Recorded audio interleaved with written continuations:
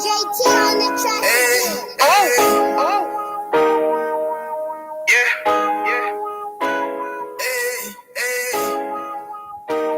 Fuck wrong with you, boy? You know what time it is, nigga. Better watch how you step in. Yeah. But that was my niggas.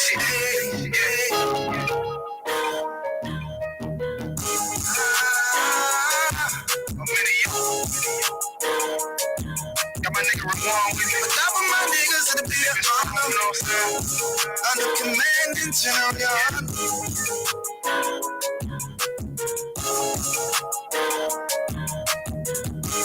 That was my niggas in the beat. Honor and the blessing.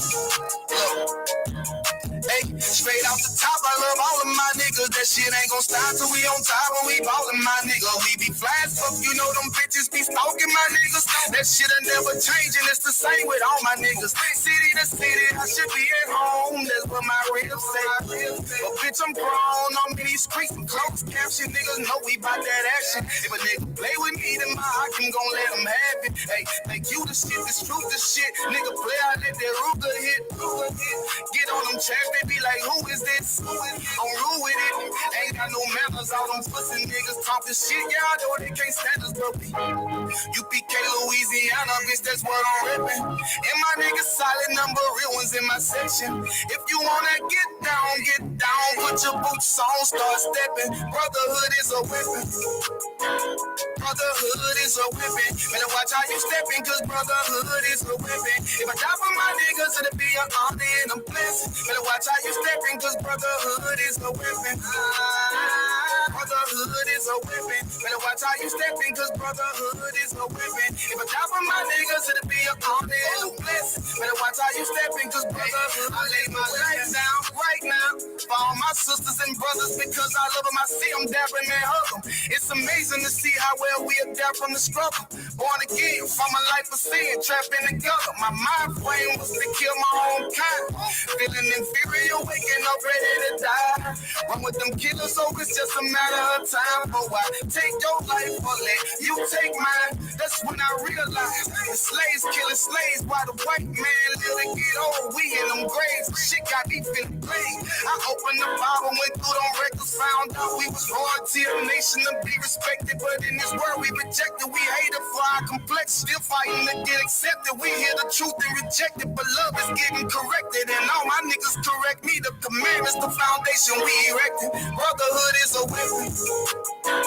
Brotherhood is a weapon. Better watch how you stepping, cause brotherhood is a weapon. If I die for my niggas, it'll be an honor and a blessing. Better watch how you stepping, cause brotherhood is a weapon. Brotherhood is a weapon. Better watch how you stepping, cause brotherhood is a weapon. If I die for my niggas, it'll be an honor and a blessing. Better watch how you stepping, cause brotherhood is a weapon.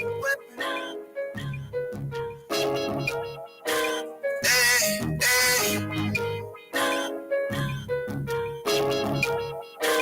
Hey, hey.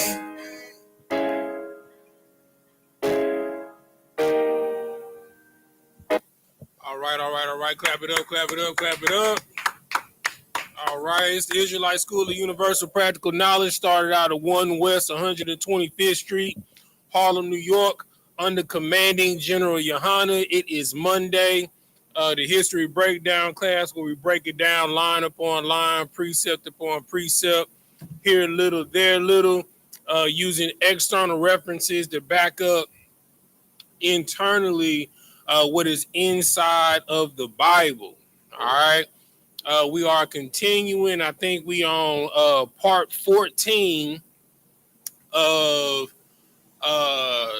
breaking down demonic possessions and demonic attacks, right? So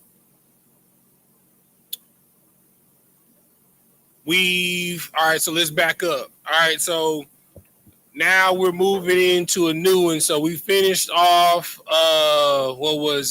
demonic and diabolical subjugation last week, right?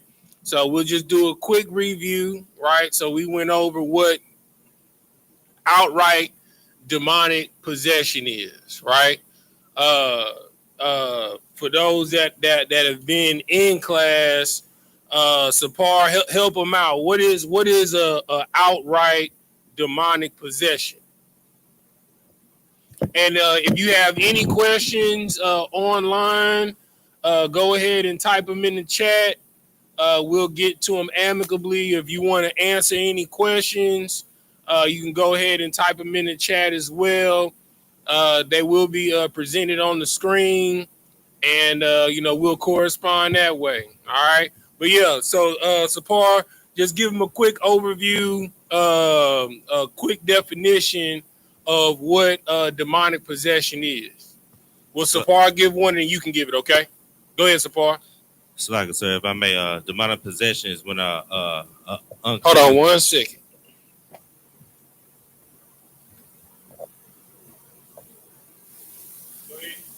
So, like I said, demonic possession is when an unclean spirit takes over your mind, your vessel. Okay. And okay. It affects you with your emotions. Okay. And things like that. You normally do things that you can't normally do because of the symptom. Okay. Unclean okay. spirit. Okay. What you got, Bayon? I was gonna say when demons influence your every thought and every action. Okay. Most of your actions. That's a good one too. Do me a favor, Sapar. Turn this speaker to the right so it don't backfeed when he talks. Okay. So both of those are excellent answers, right? So oh yeah, you gotta turn your mic off. No, turn it that way. Turn your mic off. There you go.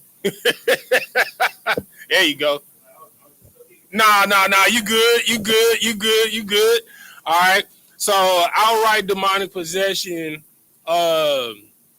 attributes of outright demonic possession is like someone speaking in tongues, right?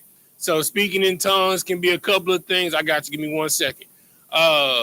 So it can be from, you being from America, you start busting out speaking Russian, Portuguese, Latin, Greek, or like when somebody like gets into a drunken stupor, or they're extremely high on some type of narcotics, and they start doing what I always refer to as the whispers. You know what I'm saying? Like they'll be over like,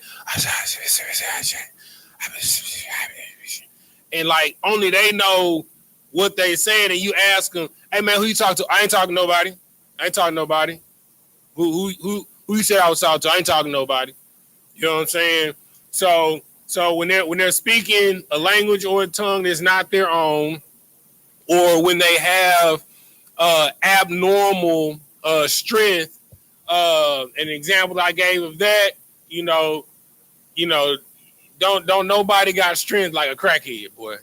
You know what I'm saying? A crackhead, I done seen some crackheads do some amazing things, brother. You know what I'm saying? Or somebody that's drunk, you know what I'm saying, that gets into a fight. They take a bludgeoning and keep on coming. You know what I'm saying? And then the last personality trait of someone that has a demonic possession is certain personality changes, extreme wrath. All of a sudden, they lashing out, they become extremely violent, things that are outside their characteristic, like they normally, and all of a sudden they become a succubus, like they become extremely lustful. You know what I'm saying? So they start acting out of the normal, right? You were going to say something, but what were you going to say? Okay, all right, no sweat. All right, so the next type of demonic possession and demonic attack that we talked about was physical pain, right? So demonic physical pain, it only impacts the body, not the soul, due to sickness or injury, due to demons being allowed to ridicule them through breaking the law, statutes, and commandments, right? So, and it's not only just through breaking the law, statutes, and commandments, It can also be from them testing you. You know what I'm saying? So the whole purpose and goal is what, Sapar? For them to what? And goal for unclean spirit is to unalive you.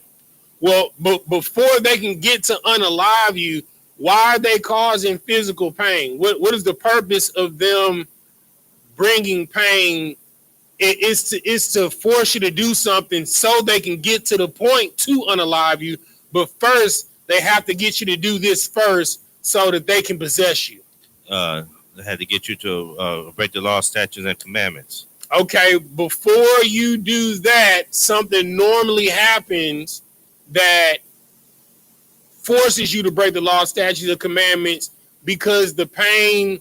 What does pain make you? What does pain do to you? Pain. You said what? I said depression. Depression.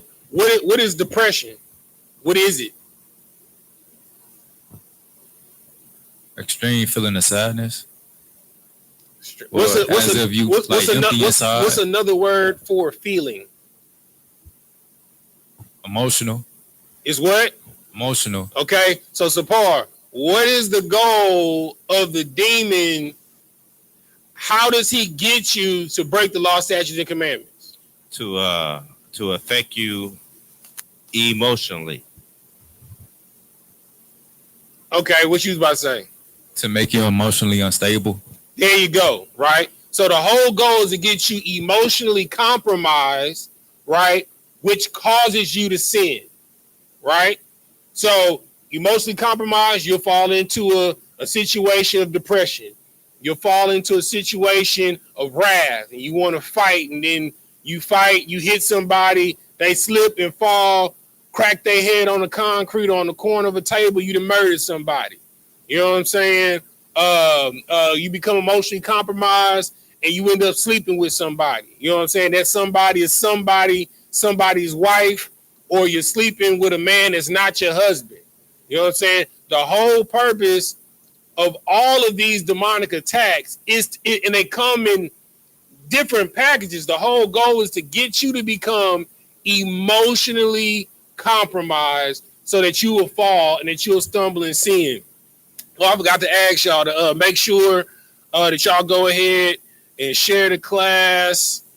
The Houston Facebook is down, so if you could just forward the class on from the Houston page around on the Beaumont page, go ahead and like, comment, and subscribe, so on and so forth. All right. So back to the lesson. So the whole purpose is to get you to become emotionally compromised so that you can sin, right?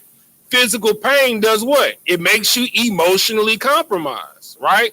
The whole purpose is to get you to the point to where you say uncle, and that's that. Okay, so like when law enforcement interrogates you, when the CIA interrogates you, it's torture, right? The whole purpose is to cause so much mental anguish, physical duress, or physical pain to get you to submit, right? You were about to say something, brother? I was going to say, one thing I noticed with like a lot of weed heads, like they become so dependent on weed that as they're using it, it creates like chemical imbalances.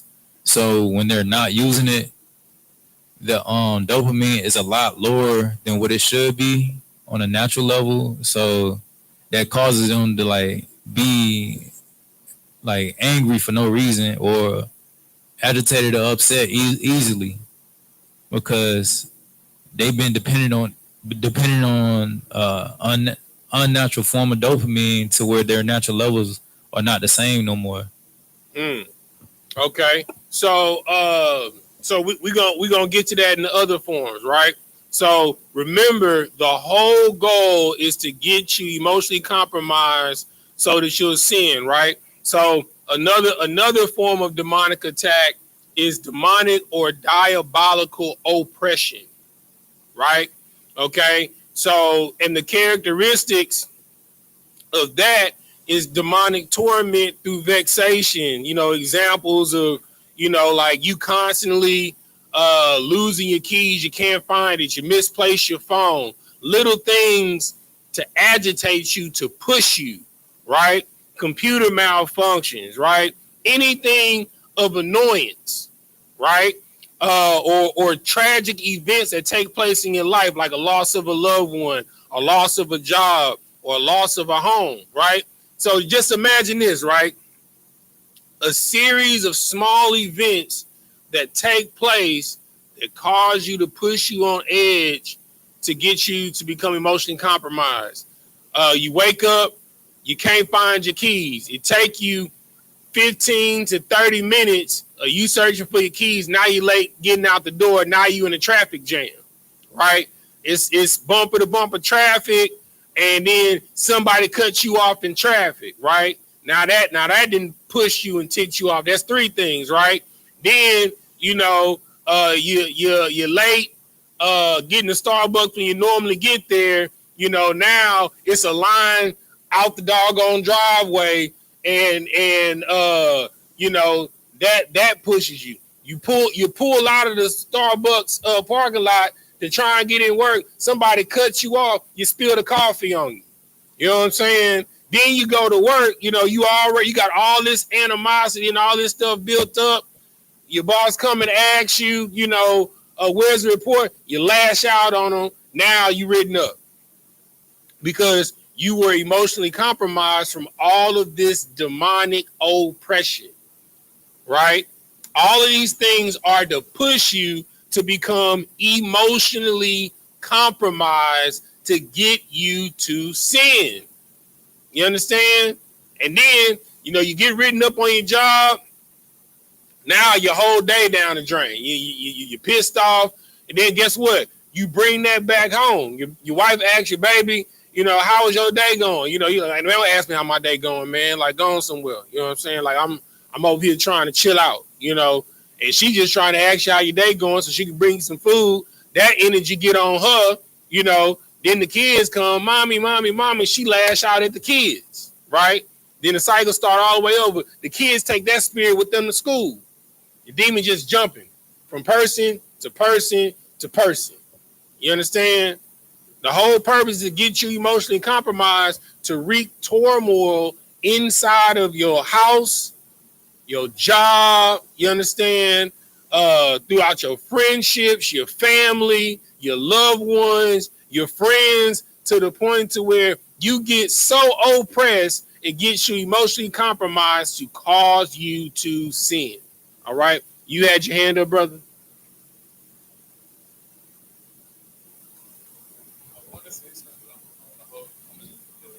All right, no sweat. All right. So that was demonic and diabolical oppression. The next one that we went over was demonic and diabolical infestation, right? So I'm gonna ask a question just like I asked, previous in class, see who's been paying attention. What is an infestation? Just off the top of your head, what's an infestation? I mean, if you didn't live in an apartment, you know what I'm saying? If you didn't live in the hood, you should know what an infestation is. What is an infestation? Anybody?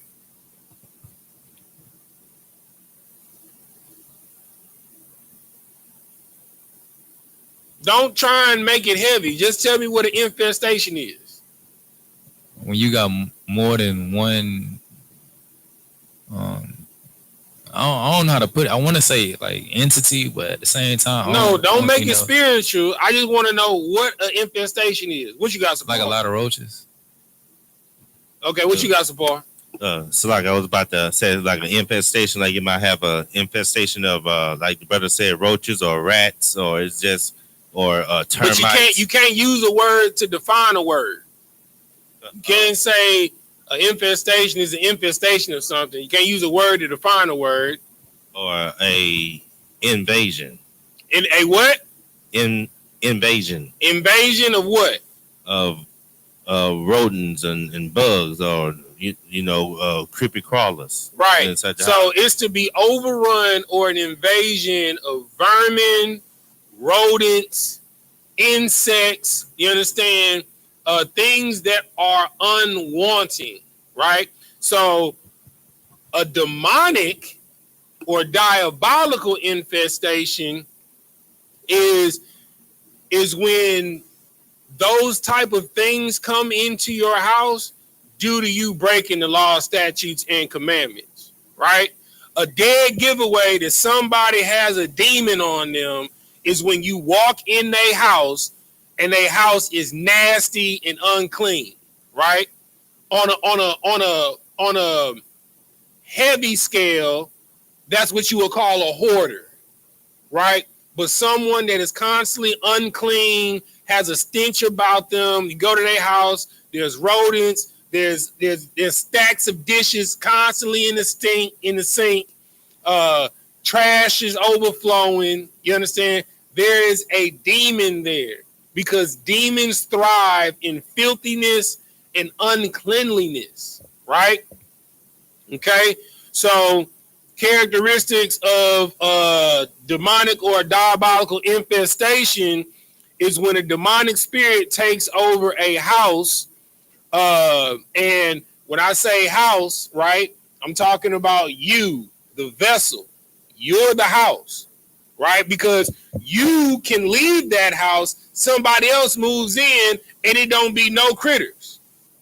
You understand? It don't be no flies, no roaches, no rats, no ants. You understand? Like, they move you out of the house. They come in and get the house in order. Somebody else moves in. House is perfectly fine. The demon, the infestation is in you. What happens in the materialistic realm is just a reflection of what's going on internally inside of you.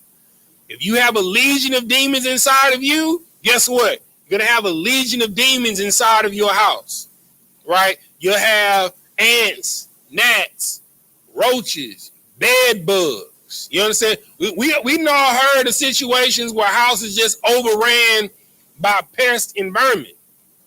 You understand? There's a demon that is attached to that, right? Okay? All right, and then the next type of demonic attack that we went over, which was last class, well, the last three classes, if you want to catch up, all right, was demonic and diabolical subjugation. All right, what does it mean to be subjugated to something? Go ahead. A form of submission, like you give in to it, whether it's a desire, lust, or certain thoughts. Right. Because the key word in that is what? Subject. Right. So if you're subject to something, right, that means that something has overpowered you and you become a servant unto it. Prime example, what Bayan brought up earlier, like when people is smoking weed, you know what I'm saying? Every don't matter what drug, it don't matter if you're doing cocaine, it don't matter if you're doing weed, it don't matter if you're doing Molly, you know what I'm saying? If you're doing whippets, whatever it is, nothing's gonna be like that first high. So you're constantly chasing that first high, right? And you're trying to mix match things, or you sipping lean, you know what I'm saying, syrup. You feel me? You constantly trying to mismatch things so you can get back to that zenith that you were, right? And you end up becoming a slave, a subject to it, right? And the only way that happens is by you breaking the law, statutes, and commandments, right? So characteristics that we went over for demonic or diabolical subjugation over the last three classes, and the stories that we went over is when you invite a demon into your life. I use the example of the movie Sinners, right? It's just like that. No demon, spirit, or entity can come into your house, your vessel. See, a lot of people I'm gonna use a secular example for divine clarification, right? So in the movie Sinners, the vampire couldn't come into the juke joint unless they invited it in, right? So remove the actual framework of a building. You are the house, right? Your body is the vessel, okay? So no demon or spirit can come into you unless you allow it in. You have to invite it in. You know what I'm saying? They're gonna be like, hey, man, you want to smoke this weed? Be like, no, I ain't smoking that. Hey, man, you wanna hit this cocaine? No, I ain't hitting that. Hey, you want to sit this serve? No, I ain't hitting that. Man, you want to go to the strip club? No, I ain't going there. You know what I'm saying? Or your partner tell you about this porn site, check this porn site out? No, I ain't watching that. You know what I'm saying? You have to invite the spirit in. You understand? Like the scripture says, no man is tempted above what is common to man. You understand? You are subjugated by your desires, right? So once you invite that spirit of lust in by you going to the strip club, let's start it off. We'll start it off with something that most people try and hide, right? Which is porn, right? It's just a little porn addiction. Ain't nobody gonna see me doing porn. Ain't nobody gonna see me watching porn. You know what I'm saying? That porn turns into a sexual deviant spirit. You go from watching porn, now you go into the strip club. You know what I'm saying? It ain't enough to throw money on them and touch them. No, now you want to take it. You know what I'm saying? Now you become a rapist. You know what I'm saying? So it solely perpetuates. You understand? And it keeps going and it snowballs. It start off with you watching porn, go from you watching porn to you going to the strip club, going to you moving from you going to the strip club to you becoming a predator. You be in the club, now you slipping Mickeys in girls' drinks, or women slipping Mickeys in dudes' drinks. You understand? Then you get turned out, you know what I'm saying, sex, because the regular sex ain't enough. You taking it ain't enough. And the next thing you know, you Sakari with a peg in your butt. You understand? The sexual deviancy grows. It's the same thing when you smoking weed. Weed is a gateway drug. You understand? Most people that started out smoking weed, they do more than smoke weed. They'll smoke weed, they'll sip some scissor, you know what I'm saying? They'll do a little Molly, then they start popping perks. You know what I'm saying? They start off with perk 20s. You know what I'm saying? Then they go all the way up to perk 600s. You know what I'm saying? Then you got the Adderalls. You understand? So that's how it starts. You have to invite it in. You have to invite the demon in. And whatever you invite in, you're going to become subjugated unto it, right? You had a comment, brother? So some of the drugs that you name are actually given to a lot of kids. Do you think they do that for like a particular reason? Oh, they do it on purpose to string you out. Yeah. You know what I'm saying? Like prime example, right? They have this, I call it a documentary on Netflix, but it's an actual, a true story document series, but it's in story format about the rise of Oxycontin, right? Oxycontin, right, it's a drug that's approved by the FDA, right? It's supposed to be for pain, right? But it's made from heroin. You understand? It's made from an opioid, right? So if you not careful, you gonna go from taking over-the-counter Oxycontin to shooting up heroin, sipping scissor, right? Or you gonna be out here trying to chase a high to supplement for it. And the Oxycontin, the drug that was approved by the FDA, is what caused the whole opioid pandemic in the United States of America. What you got, brother? I was gonna say, like, with ADHD, like, it's given like kids that got ADHD, like they are highly creative. Like they got like a lot of creative energy to where their thoughts are always going. So when you give them like Adderall and stuff like that, do you I heard that it pretty much makes it to where their thoughts are like suppressed. So later down the line, like they no longer have that same creative energy. I'm not sure if that's true or false, but I heard that.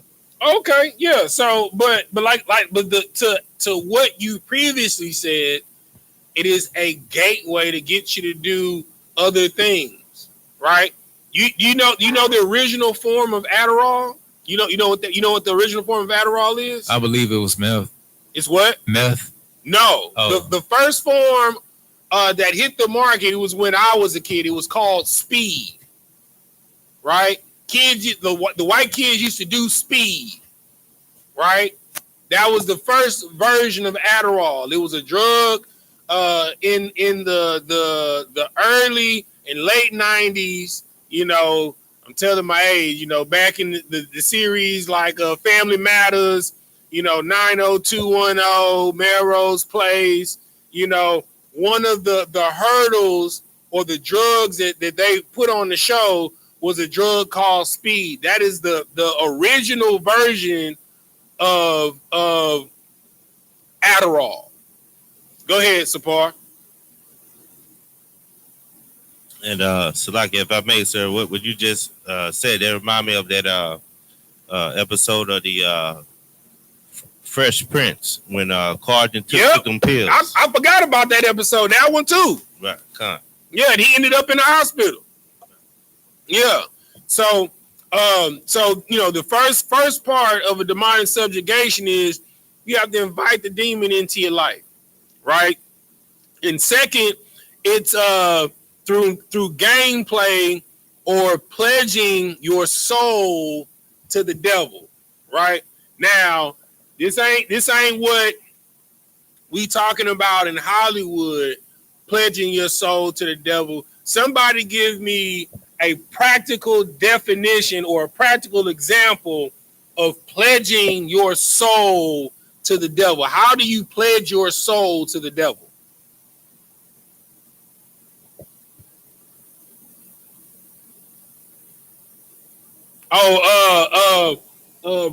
Brother Willie Beeman said, yeah, that was back in my time in '84 when they was doing that speed. Salakia, brother. All right. So give me a practical example of selling your soul. How does one sell his soul? Go ahead, brother. Becoming a slave to something that's ungodly. That's it. That's how you sell your soul, right? There's many ways that you can sell your soul, right? You can sell your soul to pork, shrimp, crab, and lobster.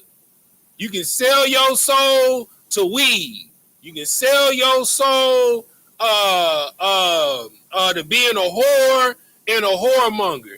You can sell your soul to being an alcoholic. Anything that you subjugate yourself under that is ungodly is selling your soul to the devil. You are slowly killing yourself. You understand? You are slowly killing yourself. Same brother Mike, he said atheism, right? That's another way. Having no belief. I tell people all the time, you know, just because you don't believe don't mean you don't have a belief. Believing in nothing is a belief, right? So atheism, that is 100% way of selling your soul to the devil. You are subjugated to believing that there is no consequences for your action. What you got, brother? And one thing I find that's crazy and hypocritical about atheists, they still believe in the concept of karma. Where, which is insane to me. That's insane to me, right? So we're gonna get into the subject of today, right? The next type of demonic attack, right? Which is called diabolical or demonic obsession, right? So what is an obsession? Go ahead, brother. Something that you constantly do and have a craving and desire to do. Okay. Sapar, what you got? What is an obsession? Obsession is Obsession. obsession is like another form of addiction. It's another form. That's actually an excellent word. Obsession is an addiction. See, that's practicality right there. Where you're able to break it down to define a word with one word. You know what I'm saying? Addiction. That is exactly what obsession is. I'm going to give you the definition. This is from dictionary.com. Obsess, the root word, a verb to dominate or to preoccupy thoughts, feelings, or desires of a person, to beset, to trouble or haunt, presently or abnormally. Verb used without an object, to think about something unceasingly or persistently, to dwell upon something, right? So this is a obsession, right? So what is a demonic or diabolical obsession? So now you got the definition of what obsession is. What is a demonic or diabolical obsession?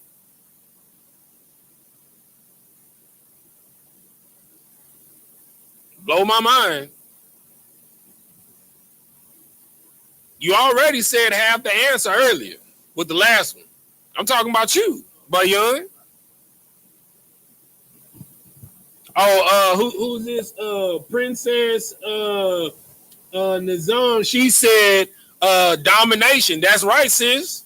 Oh, what you got? What you got, brother? I was gonna say like an ungodly desire that plagues your ungodly desire, thought, or anything similar that plagues your life, where you constantly thinking about it, or you making it like. Okay, remember, you cannot define a word with a word. So if I say what is a demonic or diabolical obsession, you cannot use words demonic, diabolical, or obsession to define what it is. Okay, let's just break it down in its simplest form. What is a demon? Evil spirit. It's a what? Evil spirit. What is another word for a spirit?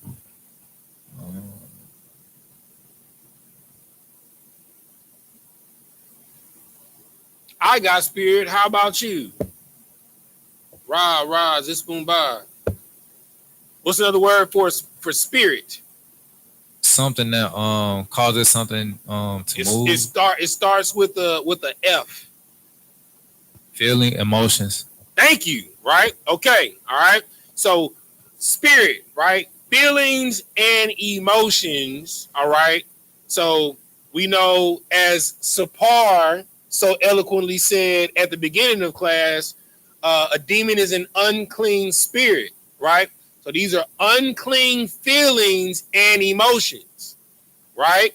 That's a demon. So what is demonic or diabolical obsession? Go ahead. Go ahead, Bayon. I don't think it's notes. All right, what you got, Sapar? So I got Nizam, she said, is dominating you, an addiction. Who's this? Malakia said a feeling. Okay. All right. So, but put it together. Okay, what is an obsession? It's when you're when you look up or you admire an evil feeling or emotion. Okay, but that's just a demon. Okay, so I'm gonna put it together for you.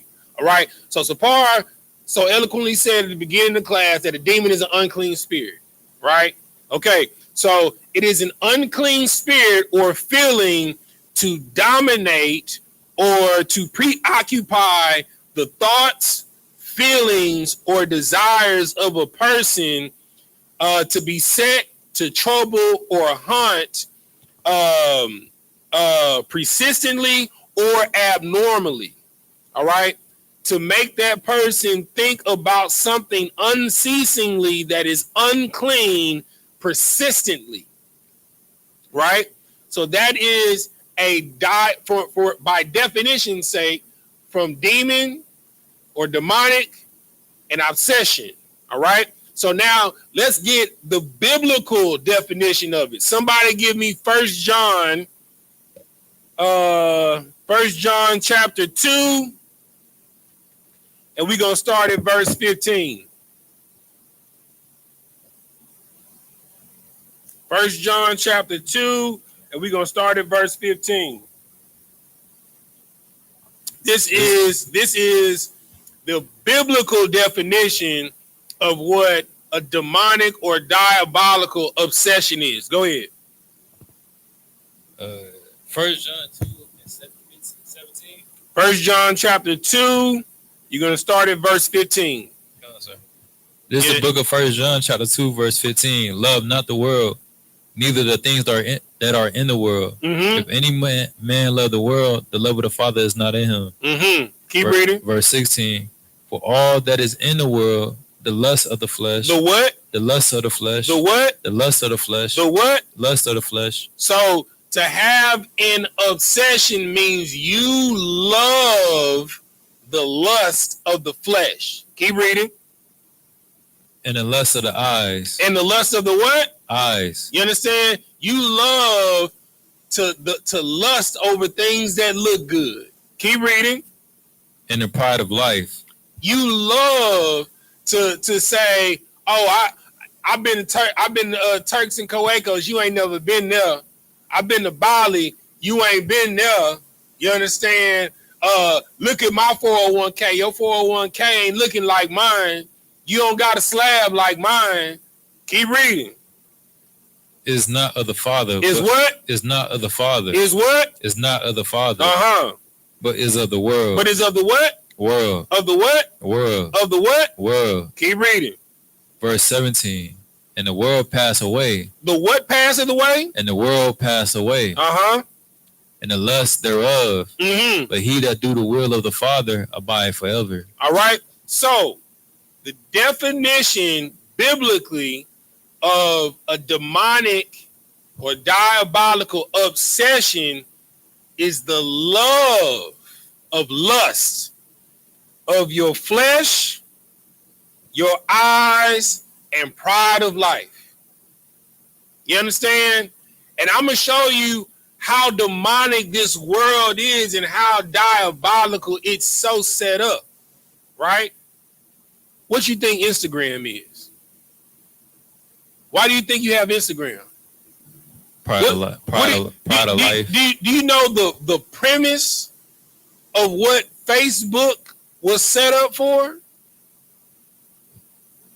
The premise of Facebook was set up by the lust of flesh and lust of eyes.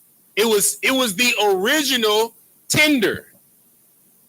You were able to, if you were in college, you were able to click on a person's picture and say they were hot or they were not. That's how Facebook got started. As an algorithm prank in Mark Zuckerberg's dorm room. What is Twitter? It's the same thing. At this point, Twitter is or I'm sorry, it's not Twitter no more, it's X. And so appropriately it's called X because you get caught on there, brother, you'll get sucked down a pornographic wormhole. I mean, they just blasting it all over X. You understand? Like it used to be, you know, you'd have to go to specific sites for it, but no, on their profile, straight porn. You understand? Social media is driven by lust of eyes and lust of your flesh. It's driven by jealousy. It's driven by greed. It's driven by gluttony. You understand? And it's driven by the lust of your loins. You understand? And pride of life. Social media is set up to put a seed of discord and to put a demon on you. 9 times out of 10, the stuff that you want to do is not because you actually want to do it. It's because you saw someone else doing it. You're not actually even genuinely interested in it. It's because you saw someone else doing it. You was like, ooh, I want to do it too. And like I brought out in the last series, in this series, dealing with what was it? Diabolical subjugation. Everything that goes viral has to deal with one of the 7 deadly sins, as they call them. Either lust, jealousy, wrath, gluttony. You understand? What's another one? I'm missing 3. Slothness, laziness. You understand? Everything that goes viral has to do with one of these 7 deadly sins. You know what I'm saying? The things that you love to do, that you love watching, every movie has to deal with either some type of sexual plot or sexual deviancy, you know, betrayal, violence, you understand, wrath, right? The plot is one of those 2 things, or jealousy, right? Or through someone's depression from laziness. All the things that you love or covet in your life that you use as entertainment comes from one of those things. Guarantee it. I guarantee it. The things that you love to watch has to do with one of those sins. And they're planting these seeds in you. And you wonder why you respond a certain way. You wonder why you act a certain way towards a certain thing. You wonder why you're driven or pushed to certain type of foods or dietary habits, because these demons constantly push it in your face to make you obsessed with it, to make you have to have it, to get you emotionally compromised because you have an obsession with it, because you see it everywhere. You know what I'm saying? The reason why you want a Snickers is because you see it everywhere. Hungry, why wait? You know what I'm saying? The reason why you want a Dos Equis is because it says, hey, life is better with Dos Equis. You see it everywhere to the point where, like, hey, I didn't see it everywhere. It must be good. I got to try it. What you got, brother? You had something you wanted to say? I was going to say, like, what you were saying sound like a lot like subliminals, when they pretty much use certain things to program your subconscious mind. So when you're not consciously aware of something, it's pretty much like you on autopilot doing the things that you were programmed to do. Break that down. Like, matter of fact, I think I got the scripture that's saying what you're saying. Give me 1 Peter's 5 and 8. Give me 1 Peter's 5 and 8. This and add this to your put this arrow in your quiver. 1 Peter's 5 and 8.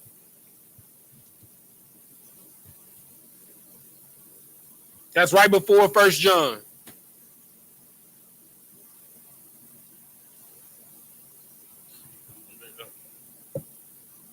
Will we get it? Oh.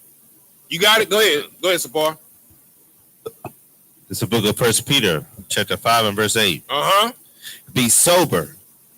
Be vigilant, because your what? Your adversary. Your what? Your adversary. Your what? Your adversary. Uh-huh. The devil, as a roaring lion, walking about seeking whom he may devour. You understand? You got to be on point 24/7, 365. You understand? Because you don't even realize you being programmed. You'll be driving. What you listen to programs you. Even though you're not physically looking at the billboards that you're passing, it programs you. Let me show you how it's so easy to program you and you don't even know it. Right? What color is every fast food restaurant? What color is their logo? Red, yellow, two main colors. Right? Anybody know why red and yellow is the main color for all of these restaurants? Anybody know?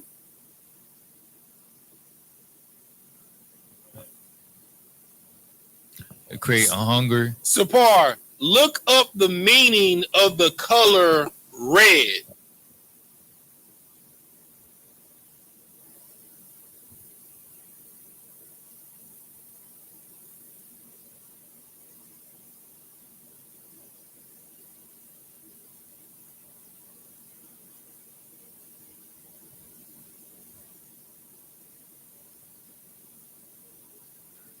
You said what? Emotion and passion, danger and warning, power and strength, anger and aggression. Hold on. The color.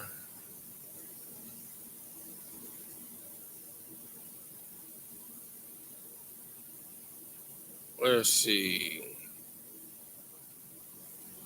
All right. So, yeah. All right. So, what he said. So, the color red is most strongly associated with the desire of passion, love, and energy. It is also likened to power, action, even danger, right?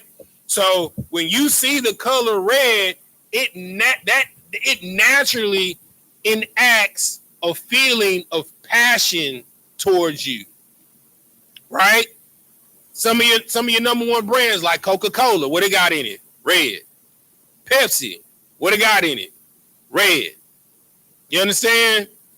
Burger King, red. McDonald's, red. Chick-fil-A, red. Chipotle, red. Taco Bell, red. Like when you look at the original logos of all of your favorite fast food restaurants, you know what color they all have in it? Red. Because they are subconsciously programming you for obsession. You understand? So you have to constantly be on guard and be sober and vigilant. That's why in Psalms 1 it says that a man of the Lord meditates in the word day and night. Go ahead, Sapar. Oh, and Princess Nizam, I forgot that one of the most important ones, Wendy's. How could I forget Wendy's? Hell, Arby's. They got the meats. You know what I'm saying? They got this new stuff that's called steak nuggets, brother. I would not eat that. I ain't never heard of those steak nuggets. You know what I'm saying? And that meat look weird. You feel me? But that's on a whole nother subject. But on the situation of obsession, it's programming you to be passionate about something. Right? Go ahead, Sapar. What you was about to say? So, like, I got the definition of red and yellow combined. Go ahead. Oh, come on. Bring it on, brother. The first one is increased energy and stimulation. Whoa, it says what? Increased energy and stimulation. You know what I'm saying, brother? So Burger King and McDonald's, Taco Bell, because Taco Bell's original logo was red and yellow. You know what I'm saying? Those colors combined, it does what? What's the definition? It said to increase energy and stimulation. Oh, go ahead. The combination of red and yellow is often used in environments to stimulate appetite and increase. It's to stimulate what? To stimulate appetite. To stimulate what? Appetite. Now you know why all of these fast food chains have the same color. You understand? Every restaurant that you go to, 9 times out of 10, it has red in it. When you see these signs, it's in red and has some type of yellow embroidery. It's not for coincidence sake. It's to stimulate a certain response. Keep reading. And increase energy levels. And it also has attention grabbing. These colors are highly visible and can be used to draw attention to a product, advertisement, or design. So, Par, screenshot that and send me that. Send me that. Send me that. Because that's what I was looking for. Send me that. You understand? They're trying to put a seed of obsession in you. You understand? Like, believe it or not, there is something in your life that you are obsessed about. It could be a TV show. You understand? In Houston, we got slab culture. It could be your car, right?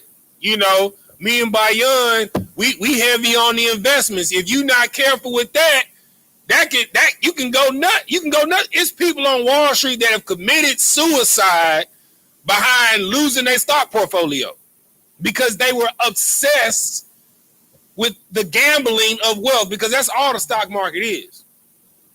Yeah, all the stock market, crypto, you understand, commodities, jewels, real estate, all of these things they're sanctioning gambling rackets. That's it. Go ahead. Like, it's all being controlled by like the billionaires and stuff like Trump. Well, it's further than that. You know what I'm saying? This is all what controls it is the sanctioning power, which is the law. So it's the governments. You know what I'm saying? So in the wealthy control the people that make the laws and the policies. Especially like the banks. That's why they give you like a certain percentage at the end of each year, like throughout the year, because they using your money to pretty much manipulate the markets and stuff like that. To take other people's money. Right. So, and to give you another form of obsession, sports.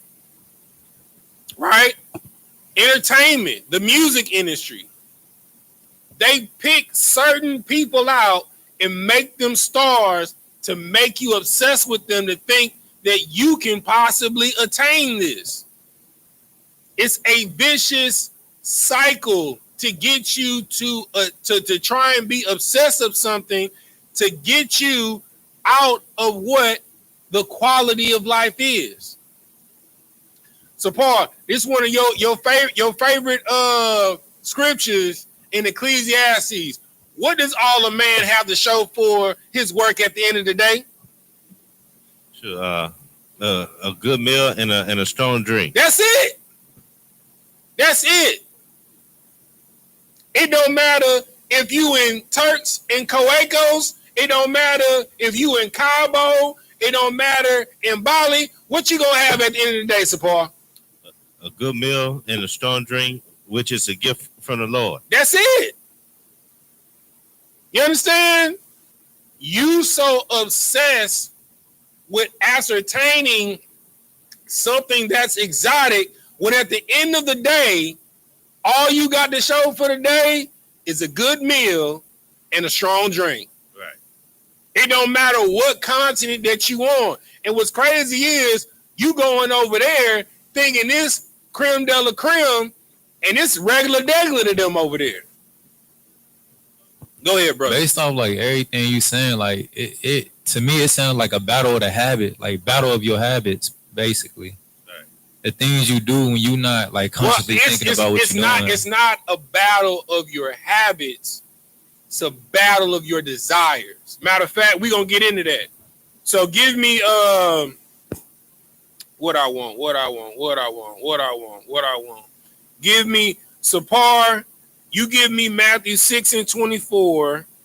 But Young, give me Philippians 4:6. Right? Okay. What you got to understand is it's not a battle of your habits, right? Because your habits is created by something, right? We're going to get into what those things are that are created. Philippians is after the book of Colossians. Go ahead, Sapar. Read what you got. It's the book of Matthew, chapter 6, and verse 24. Mm-hmm. No man can serve two masters. Say that again. No man can serve two masters. Uh-huh. For either he will hate the one and love the other. Look, you can't serve the Lord and go to Magic City. You can't do it. You can't serve the Lord and go to V Live. You understand? You can't serve the Lord and smoke weed. You can't serve the Lord and watch porn. You can't serve the Lord and eat pork, shrimp, crab, and lobster. You know what I'm saying? You can't serve the Lord and your favorite holiday is Christmas, Halloween, Thanksgiving. You understand? You can't serve the Lord because, and keep reading, read the rest of it, Sapar. Or else he will hold to the one and despise the other. You gonna do what? Or else he will hold to one and despise the other. You understand? So I'm gonna tell you what's gonna end up happening. Right? When you meet somebody that's really about the Lord, you understand? That's in the truth, and you celebrating Christmas, you celebrating Halloween, you celebrating Thanksgiving, you understand? You celebrating a birthday, you gonna feel a type of way that this person that supposedly love you and you love them, that they don't celebrate these things with you, because these are the only times that the government or the powers or principalities that are in the high places say that you can have off to celebrate with your family. Right? What you was about to say, Bayon? I was finna say everything you saying, like it goes hand in hand with my original statement, because in order for you to control your habits, you got to fight your desires. Say that again. In order for you to control your habits, you got to fight your desires. I'm glad you said that. You know what I'm saying? Because that's what we're going to get into. Because what you described earlier, it wasn't necessarily wrong when you said it sounds like, you know, it's a battle with your habits. Right. No, it's not a battle with your habits. It's a battle with the thing that creates the habit. Your what? You just said it. Desire. Your desire. That's what that's what you have to battle. The obsession isn't the habit. The obsession is the desire. That is the passion. The passion is the desire to do something, right? I tell people this all the time in counsel. Your level of disappointment is directly applicable to your level of expectation, right? What is the expectation? The expectation is the desired outcome. You become disappointed or happy based off of the desire. The desire is the obsession. Is the thing that you visualize, the dream that you have, the goal that you want to hit, the thing that you think about over and over and over. The pleasure doesn't really come from the act. It comes from the completion of the desire. You know what I'm saying? For you brothers and sisters, I'll make it extremely carnal for you. You see this fine brother, or you see this fine sister when you at the club, when you see, you be like, damn. What I'll do with that? You didn't already fantasize getting with it in the first 30 seconds of you seeing the person. So from that desired outcome, what do? You go over to the person. You talk to the person, right? You go through the rigmarole of talking to them on the phone, dating them. You understand? In some cases, manipulating them for the desired outcome of CTCing. You know what I'm saying? And for those that don't know what CTC is, that's clapping them cheeks. You understand? And the satisfaction comes from the completion of the desire that you were obsessed with. So the obsession comes from the desire. So the thing that you have to constantly fight is your desires, right? Hold on. And going back to what we originally pulled in 1 John chapter 2, verse 16, it says, for all that is in the world is the lust of the flesh, the lust of the eyes, and the pride of life. Go ahead, Bayan. Like, what you just said is what I was trying to, I was originally saying. It's a fight against your desires to control your habits. Well, it's a fight against your desires that create the habits that you become obsessed over. The obsession is passion, which comes from your desire, right? People that are what I like to call wrench heads, you understand? They have a desire to tinker with cars. They are obsessed with building muscle machines. You understand? Like some people have an obsession with roller skating. Some people have an obsession with skydiving. Some people have an obsession with mountain climbing, and their ultimate goal is to climb Mount Everest, right? There's always a constant desire, and you have to constantly keep these things in check, right? Read what I asked for in Philippians. Philippians chapter 4, verse 8. Let me go there with you. Just the book of... Hold on, let me get there with you. Hold on. Hold on, Speedy Gonzalez. Let me get there with you.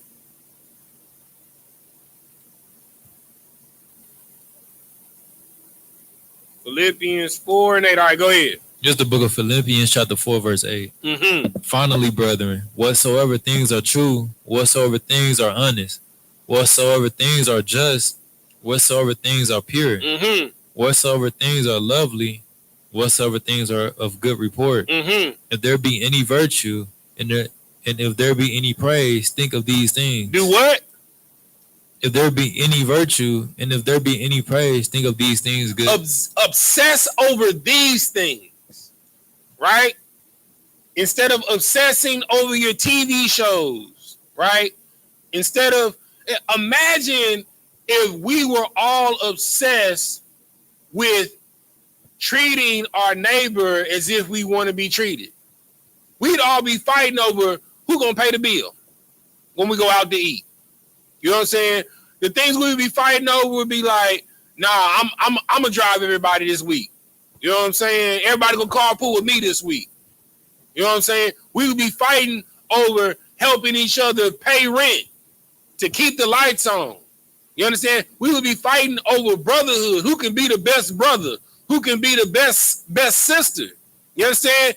These are the things that you should obsess over. You should obsess over being honest, being just, being pure, being lovely, being of good report, being of virtue. You know what I'm saying? These are the things that you should obsess over versus the lust of your flesh, the lust of your eyes, and the pride of life. You about to say something about Young? I was going to ask, so can desires be used interchangeably with habits? Desire will push you to madness. You understand? Like prime example, desire unchecked will drive you insane. Right? Like prime example, if a woman sees a brother and a brother sees a sister and you desire that brother or that sister so much to the point to where you didn't fantasize and imagine a whole life with this person that you didn't never talk to, and you finally work up the courage to go and talk to this person, and you find out that this person is married, it'll break your mind. Because in your mind, you've created this entire fantasy in your head and you become obsessed with this person, and you know what that creates? Stalkish behavior. You become obsessed with this person. And then when you can't find yourself being with this person, if I can't be with him, I can't be without him. And you end up you end up unaliving yourself and that person. You about to say something about Young? Cause based off something that you had said, like it had made it clear to me that not all desire is bad. Like, for example, like somebody might have a habit of clicking There's only one desire that is not bad. Blow my mind. What is it? It's godly desire versus ungodly desire. The only desire that is good, an obsession that is good, is to serve the Lord, to serve the Most High in Christ. That is the only obsession that is good and that will give you longevity of life. That's it. Everything else outside of that is bad. You ever heard the saying, too much of something is a bad thing? That's what an obsession is. It is too much of something. Yes, Bayan. Because I want to say, like, Christ died, so do you think when Christ died for us, it made it easier for us to keep the commandments? No. That's not why Christ died. No, I'm asking because for the most part, like, keeping the commandments is not an easy thing. I'm just saying because, like, once you start keeping the commandments, it become like a natural desire. If I'm being honest, like you don't desire pork anymore, or you don't desire to go out and do certain things unless you you have to have the Holy Spirit. Come on, sir.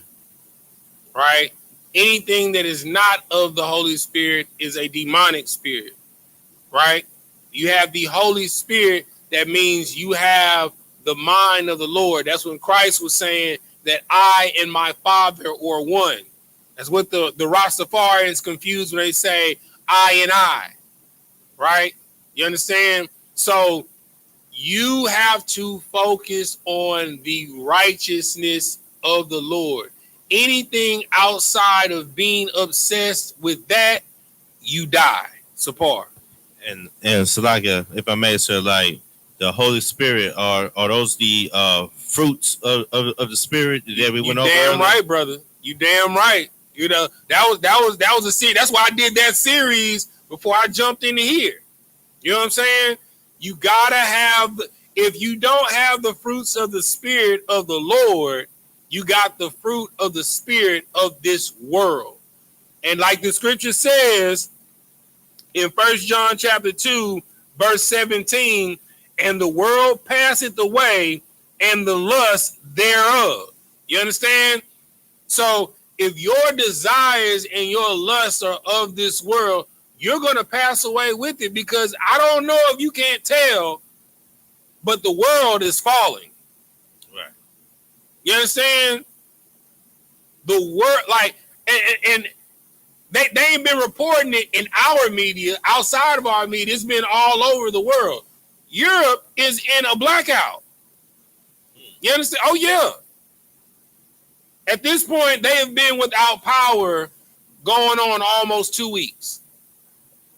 You understand? And I've been telling you, hold your peace. I've been telling you, and I've been saying this, Sapar, how many times have I asked this question in class? What you gonna do when the lights go out?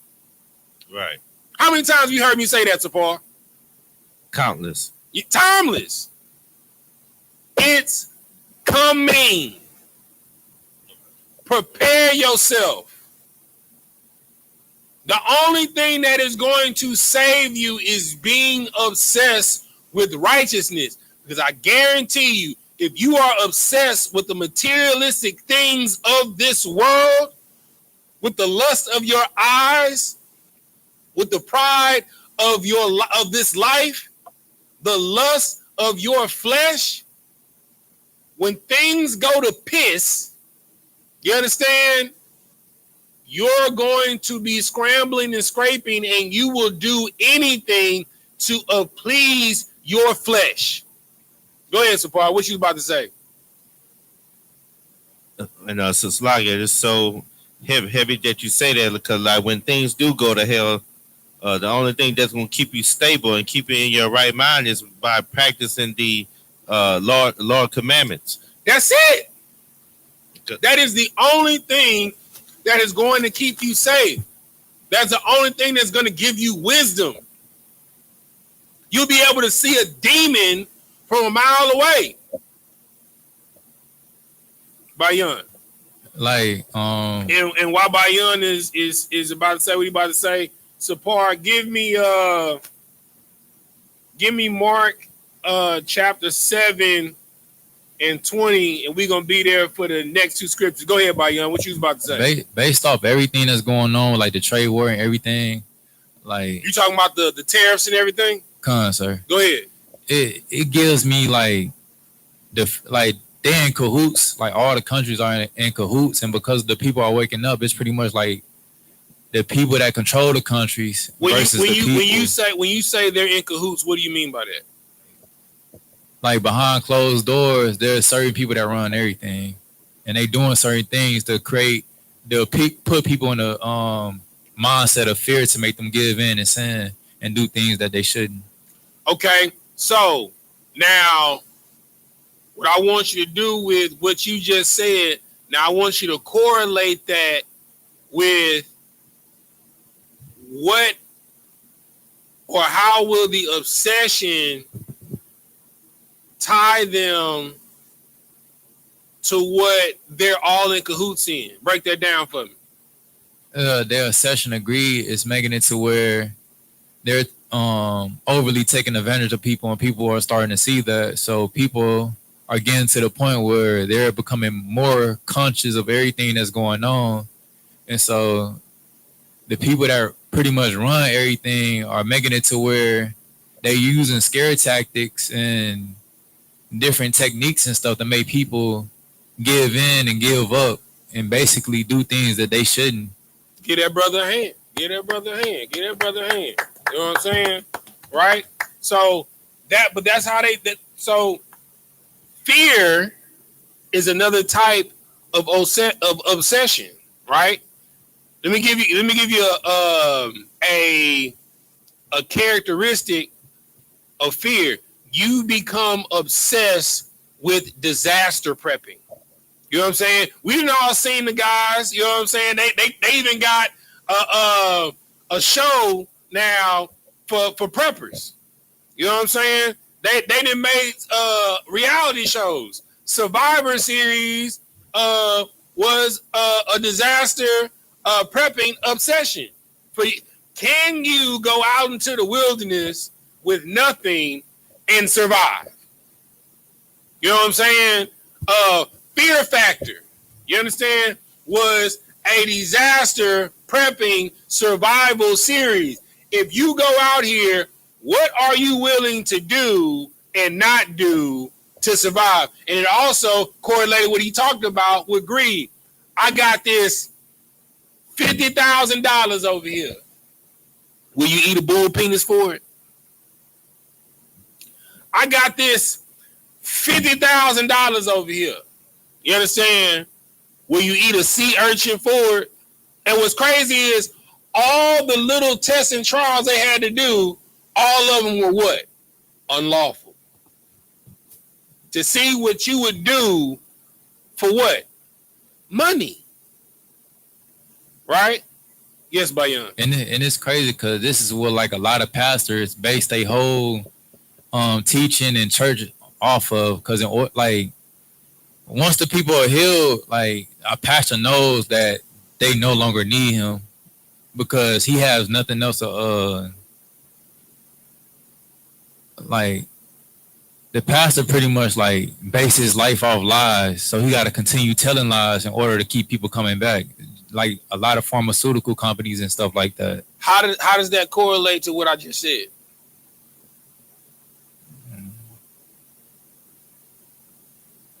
May you repeat what you said, sir? See, that's why you got to listen, right? Don't be so quick to speak. The scripture says that you have to be quick to listen and slow to speak, right? So we're talking on the subject of diabolical obsession, right? Everything that we're talking about leads back to that, right? So the statement that you're saying, there's nothing necessarily wrong with what you're saying, but it's not on topic. Oh, cause you mentioned what would they do to gain a level of power, and a lot of pastors they tell lies and manipulate. Well, I wasn't masses. saying what would they do to gain a level of power. I was showing how they tie things to you by your lust and your desire. And I use fear factor as an example that they would have them eat and do unclean things for $50,000 for the greed of money. And I was saying a lot of pastors do just that. Okay, I can see that. Saparo, you got Mark for me? Let's go. This is the book of Mark, chapter 7 and verse 20. You gonna read the 23? Go ahead. And he said, that which cometh out of a man, that defileth the man. You know the reason why I picked this scripture, because it's a lot of Christians' favorite scriptures. You know that's Sapar? All right, go ahead, read. Verse 21. For from within, out of the heart of men. Out of the what? Out of the heart of men. Out of the what? Out of the heart of men. What's another word for heart? Your mind. The mind, right? So that word heart, when you bring out the etymology, as you Christians like to say, right? You go into the Strong's Concordance and you look up that word heart. That word heart is really mind, the mind, right? Go ahead. Proceedeth evil thoughts. Proceedeth what? Proceed evil thoughts. Adulteries. Fornications. Murders. Thefts. Covetousness. Wickedness. Deceit. Lasciviousness. An evil eye. Blasphemy. Pride. And foolishness. You understand? Well, go ahead and read 23. All these evil things come from within. They come from where? Come from within. They come from where? Come from within. Not without. From where? Come from within. You understand? That's why you have to constantly guard your vessel. This is why you have to be sober-minded. This is why you have to constantly meditate on the scriptures day and night. Because of what, Sapar? From within. So all these evil things come from within. You understand? You desire, to be an adulterer. You desire to be a whore. You desire to be a whoremonger. You desire to be a weed head. You desire to be a bar baby. You desire to be a crackhead. You desire to be a drunk. You understand? You desire to eat pork, shrimp, crab, and lobster. Look, listen, I wasn't always in the truth. You understand? I know that pork on your fork tasted good to you. You understand? It tasted good to me too when I was in the world. I know that shrimp, crab, and lobster tasted good to you. Hell, I used to get down on the crawfish boil, boy. My people from Louisiana, you hear me? You understand? We used to get down on them crawfish boils, boy. Listen, I understand. You feel me? But those things are not expedient. They will destroy you. And all of these evil things come from your desires from within. You desire that other man's wife. That comes from within. You understand? You desire to lay with that man that's not your husband. That comes from within. You understand? You desire to go on Pornhub and X videos, that desire comes from within. You desire to go to V Live in Magic City, that desire comes from within. You understand? The only thing that checks those desires is meditating on the law of the Lord day and night. The only thing that stops the desire or the creation of an obsession that you get from watching social media, that you get from advertisements, from watching, sports events, you know what I'm saying, that you get from watching these TV shows or these movies, is the law, statutes, and commandments. That is the only thing that is going to keep your spirit and your soul in check. Yes, brother. And like based off you saying everything, like I find it heavy because it correlates to being a slave to the Most High leads to freedom, but being a slave to desire leads to being a slave to man or the oppressor. Right. That boy Willie said online, New Orleans, it's a tub of sickness. Brother, look, listen. Anybody that's ever been in New Orleans will tell you the same thing that I'm about to tell you. Like when you driving from Baton Rouge, you understand, to New Orleans, you want to know how you know when you in New Orleans? All you got to do is let down your window. It smells like an open toilet. You understand? That's the demons that's in the air. Remember what I talked about diabolical infestation? You understand? Like, brother, listen. New Orleans is, like that brother said, the best way. He said it the best way. It is a tub of sickness. It's everything there wicked. You understand? It is the spiritual version of a Las Vegas. What you got, Sapar? So like I said, I wasn't just gonna piggyback on what you said. I believe you just answered it, like, because me and the family, we was planning on taking a trip there.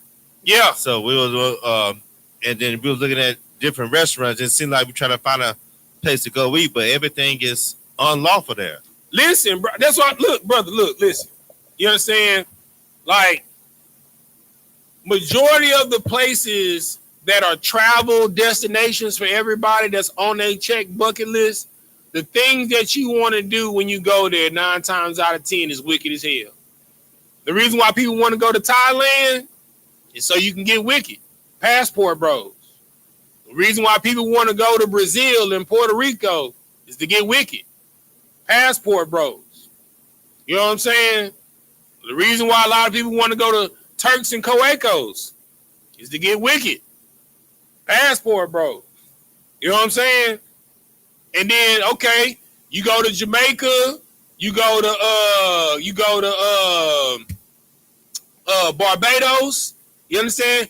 These places are known for seafood, right? But when people say seafood, they don't really be talking about the fish. They be talking about the crustaceans, the different way they do shrimp, the different way they do lobster, the different way they do crab. Hell, bro, listen. Crab and lobster today is a delicacy. Do you know before 1920, you couldn't give oysters, crabs, and lobsters away? You understand? They were $1. Look it up. Before the 1920s, oysters, crabs, lobster, shrimp, you understand, were a poor man's meal. That's why, like my brother said, when he said New Orleans is a tub of sickness, that's why, you know where the term po' boy comes from, right? It's what poor people could afford, right? The original po' boys, you know what was on it? Oysters. Oysters and shrimp. Catfish. Shrimp. These are all bottom feeders and things that are cheap. It is only in today's time when it's considered a delicacy. They had to find a way because the shores were overran by crabs. They were overran by oysters. So they had to find a way to get rid of it. So they put an upsurge on it, you understand? And to make it a demand, right? Because a supply is based off of the what? Demand. So we like, hey man, we got these rare snow crabs, you know, that are from the deepest part of the Atlantic Ocean. You can't get these anywhere. So when they was once $1, yeah, they $7 a pound. They $10 a pound.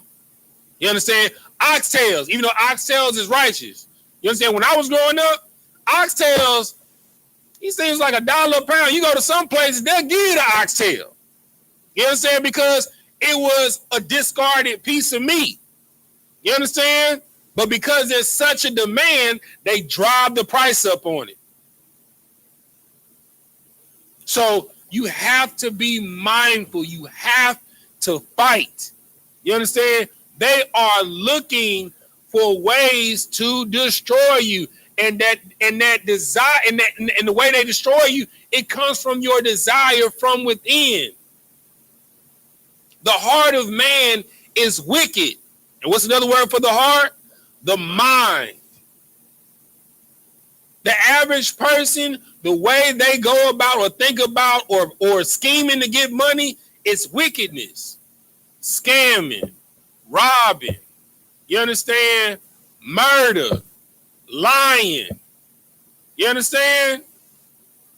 Like, you know, when they have you do them collection calls, like the people that get the most what we used to call in the collection agency hats, you understand, is the person that was the most conniving on the phone to entrap you to get the collection.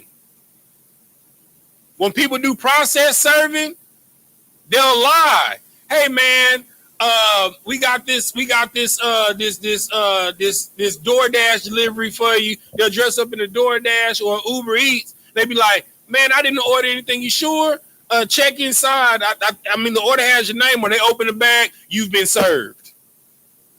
They know they ain't had no Uber Eats. You know what I'm saying? No DoorDash in there. The people in this world that are the most successful are those that are the most corruptible. In this world, you have to be obsessed with doing corruptible things in order to win. All right? Give me the next one in Mark, Sapar. Give me Mark 12 and 29. 12 and 29.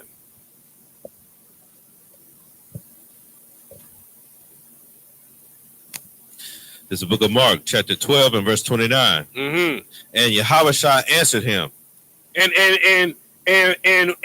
what color is this written in, Sapar? Red. So that means who talking? Yahushua or Christ. That's right. Go ahead, brother. The first of all the commandments is, hear, O Israel. Mm-hmm. The Lord our God is one. Mm-hmm. And thou shalt love the Lord thy God with all thy heart, and with all thy soul, mm-hmm. and with all thy mind, and with all thy strength.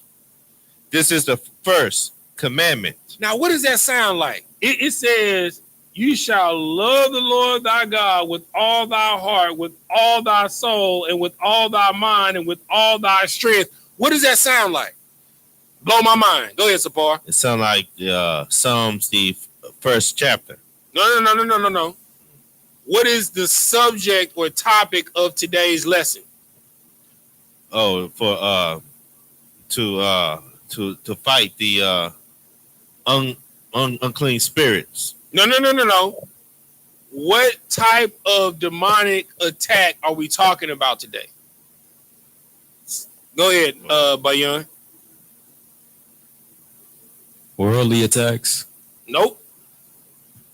Let me show y'all ain't paying attention. Hold on. What is the definition? Desires. What is the definition that I asked for today? Obsessions. Is what? Obsessions. Okay. So when it says you should love the Lord thy God with all thy heart, with all thy soul, with all thy mind, and with all thy strength. What does that sound like? Fight against your obsessions. No, it's not. No. It sounds like a obsession to serve the Lord. That's exactly what it is, brother. Mm-hmm. It's saying to fight the obsession of this world, you have to be obsessed with the Lord. Serving the Lord. Yeah, I see what you're saying. The only way to battle one obsession is to have another. Remember, in the last series, I kept saying what? It's many ways to die. It's only one way to live. You have to be obsessed with the Lord. And I know for you blackity black hotel Negroes out there, whatever, here you go, talking about the Sky Daddy. But I challenge you this day, right? Your comedic principles to heal the Black, Hispanic, and Native American community versus the principles of the Bible to heal the Black, Hispanic, and Native American community. I challenge Santeria, Ifa, and Voodoo, your principles to heal the Black, Hispanic, and Native American community versus the Bible's principles to save and heal the Black, Hispanic, and Native American community. Because for centuries at this point, we've been obsessed with voodoo, hoodoo, Ifa, Santeria, Islam, Buddhism, Hinduism, and Christianity. What has it gotten us? Nothing. Blacks, Hispanics, and Native Americans, we are in the same condition that we've been in. And that's what the scripture says. If you do not hearken, observe, and do the law, statutes, and commandments, that all these curses will overtake you, and no man will be able to redeem you. We are at a place of non-redemption because we tried to serve every god of every nation except for our God that's over our nation.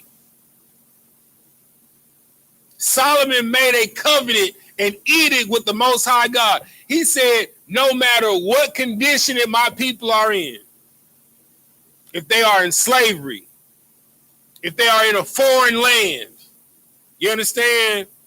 If they are in danger, if they are in threat of life, if they would only turn and face east towards Jerusalem, call upon my name and repent of their sins, that I will hear them. Imagine if every Black, Hispanic, and Native American across the world turned and faced and repented of their sins, the sky would crack open overnight. This world would be utterly destroyed.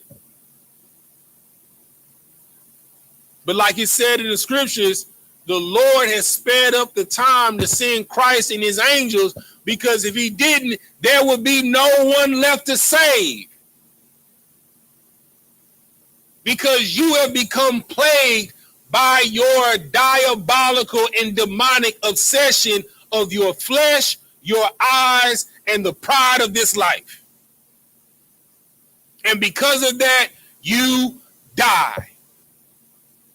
We die. I'm tired of turning on social media and seeing another brother, another sister dying. We have become desensitized to the death and imprisonment of our people because it's normalized, because we are prisoners of war. We have relegated the uncleanliness and wickedness of this society. That's why we continue to die. Because you continue to choose wickedness. Finish out that verse, Apar. Finish that verse out for me.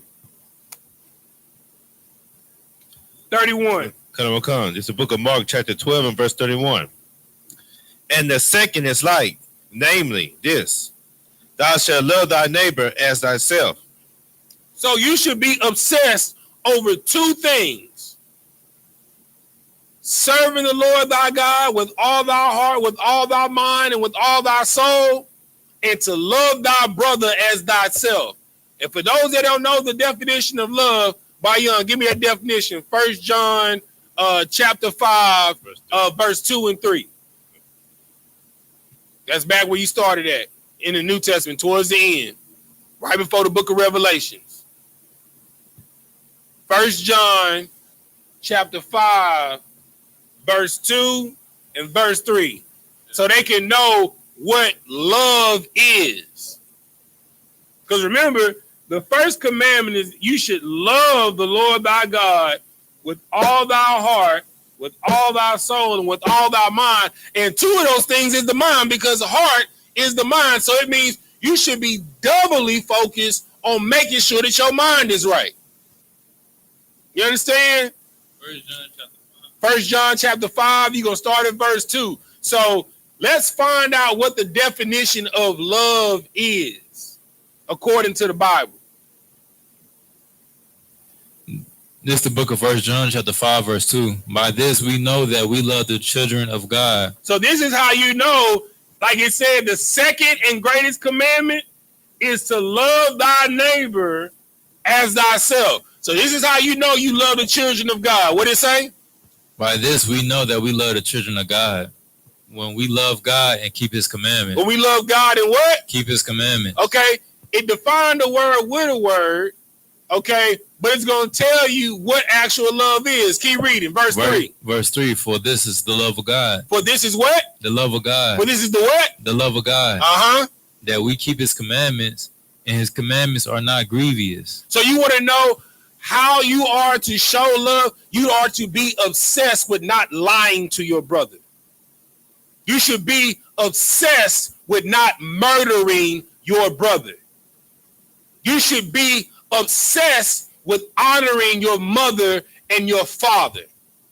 You should be obsessed with not laying with your brother's wife.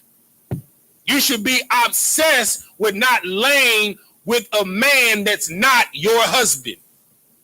You should be obsessed with keeping the dietary laws. You should be obsessed with keeping the high holy days. You should be obsessed with keeping the 613 laws, statutes, and commandments of the Lord thy God. You should be obsessed with it. That's love. And because I'm obsessed with it, I'm going to make sure you're obsessed with it. And I'm obsessed over it because if I'm obsessed over it, I know you're going to be obsessed over it. And I know the things I'm going to do for you, you're going to do for me, because we're both obsessed with serving the Lord.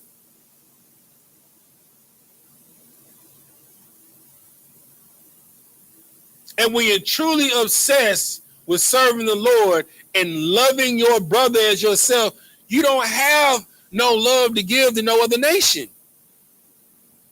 It's too much work that needs to be done in the Black, Hispanic, and Native American community worldwide that we don't have time to be worrying about what's going on with Putin. We don't have no time to be worried about what's going on with Russia and Ukraine. We don't have time to be worried about what Ibrahim in Africa is going to war with the French. We don't have time to be worried about that.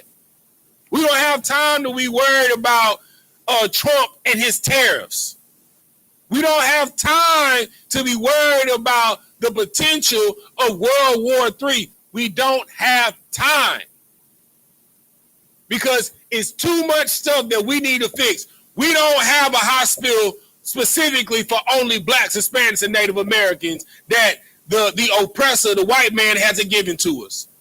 We don't have a grocery store that's specifically of and from Blacks, Hispanics, and Native Americans that the oppressor, the white man, hasn't given to us. We don't have a beauty supply that's specifically for Blacks, Hispanics, and Native Americans that another nation hasn't given to us. We don't have a gas station that is ran and controlled by Blacks, Hispanics, and Native Americans that another nation isn't running in our hood, in our barrios, on our reservations. We don't even have our own petroleum and oil processing companies. We don't have our own health care. We don't have our own food supply. And you talking to me about something that's going on in Iraq, Iran? You talking to me about what's going on in Palestine and the state of Israel that ain't even really the children of Israel? You talking to me about a conflict between the same family, Russia and Ukraine? When I got my family that's under the 45 bridge right now, I don't have enough love for nobody else. I'm obsessed with my nation, and I've dedicated and given my life for it. What have you done? You want to talk about us looking like Power Rangers on the corner? You want to know if these Power Rangers do this on the corner? They feed the community 3 times a week. They pay rent every month for brothers and sisters that can't afford to keep the roof over their head. They keep the lights on for brothers and sisters. Hell, we got a farm that we just slaughtered our first couple of bulls. You don't got to go to the grocery store to get eggs. We got eggs in the refrigerator. We got our own rice and beans. That's what happens when you're obsessed with treating your brother as yourself. What have you done? What have you sacrificed for your people, for your God? When you are truly obsessed, you don't have time or love to dedicate to anything else, because this is a full-time job.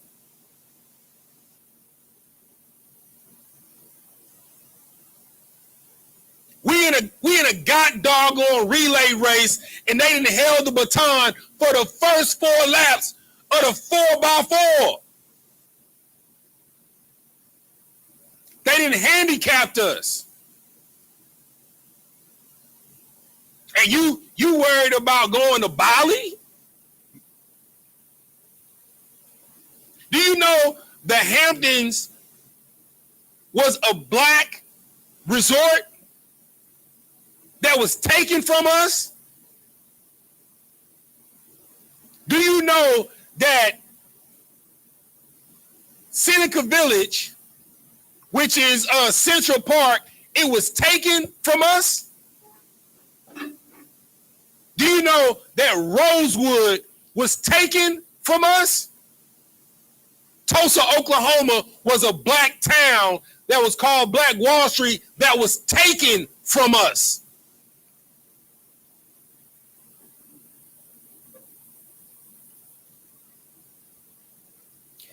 You go into any of these major white cities that have lakes, 9 times out of town, it was a flooded, prosperous, Black, Hispanic, or Native American town. And you want to talk to me about crypto? You want to talk to me about hedge investments? Where's your time investment?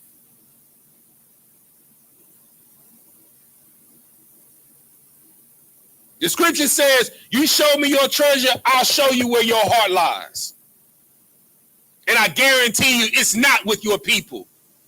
It's not with your God.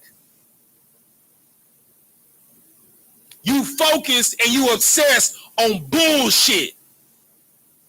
And that's why we die.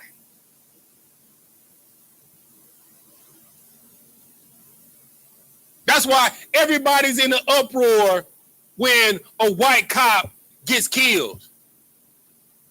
When it's a mass shooting in a white neighborhood or a white school or a Chinese school or in these white communities, because nobody is obsessed with the Black, Hispanic, or Native American community. When will you be obsessed over your own?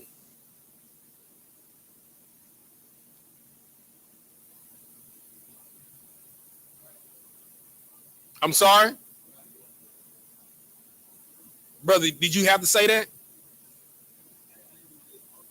Brother, you can walk out, brother. If you got to go, shalom, Lord in Christ. You know what I'm saying? You have to be willing to put your life on the line for your people. The scripture says that there is no greater thing that a man can do than to lay down his life for his brother. When is the last time that you've laid down your life for your brother, for your sister?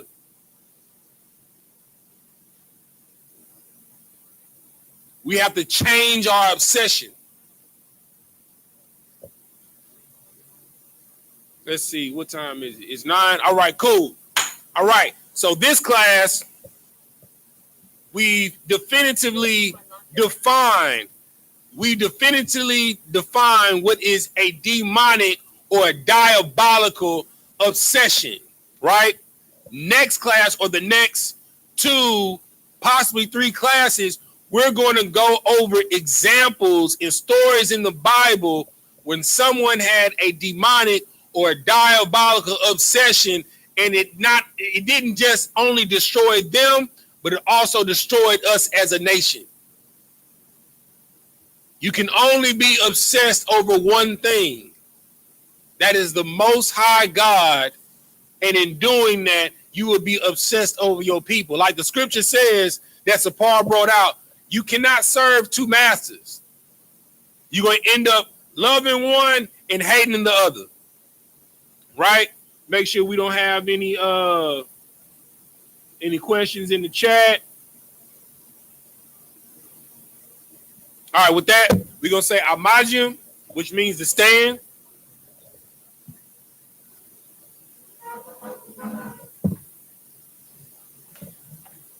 Sar, which means to turn. We're going to face the east.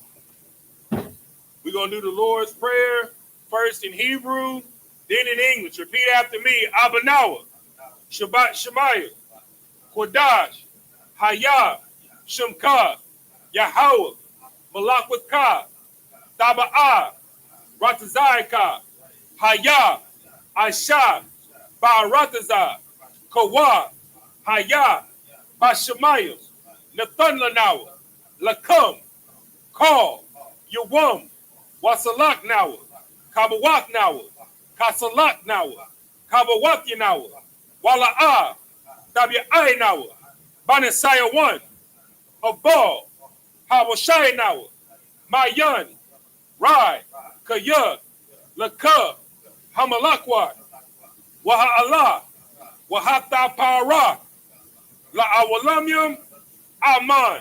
In the English, our Father, which art in heaven, hallowed be thy name.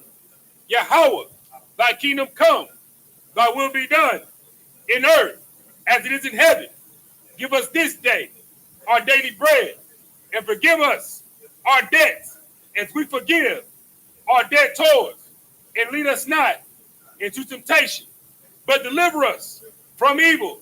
For thine is the kingdom, and the power, and the glory, forever.